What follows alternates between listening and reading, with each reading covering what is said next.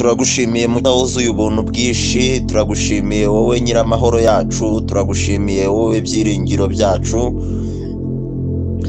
wowe utajya udutererana mu byago no mu makuba. Ni wowe uzi byose ukamenya byose.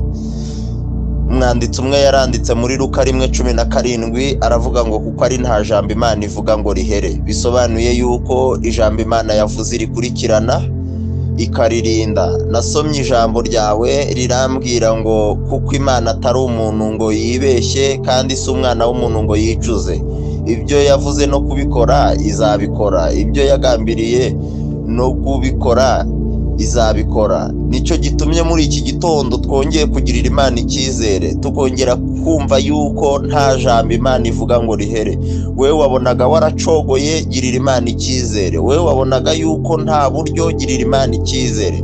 Wewe wabonaga yuko inzira zawe zose funze, girira Imana icyizere. Wewe wabonaga yuko ibyawe byose byamaze gufeiringa, girira Imana icyizere, kuko ari nta jambo Imana ivuga ngo rihere. Kandi ijambo ry'Imana riri hejuru y'ibintu byose. Hejuru y'amagambo y'abantu hari ijambo ry'Imana, hari imvugo y'Imana. Hejuru y'imikorere y'abantu hari imikorere y'Imana.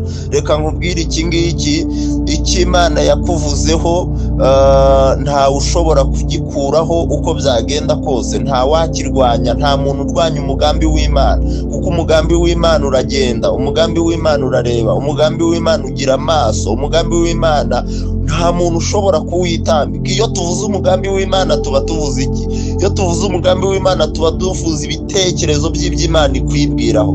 Niyo mpamvu Bibiliya yavuze ngo erega nzi ibyo nibwira. Ni ukuvuga ngo ibitekerezo Imana yibwira kuri wowe nta muntu ushobora kubivuguruza habe namba. Kandi icyo Imana yakurindiye kwari ukugira ngo uzagaragaze kwera kwayo mu maso y'abatari bayimenya. Imana idufashe tugire neza. Kandi icyo Imana yavuze kirarinzwe, kirindishijwe iki rero? Icyo Imana ivuze ku muntu kirindishwa amasengesho n'imbuto. Izo mbuto nizo zishobora gutuma ikintu Imana yavuze gisohora ku buzima bwawe.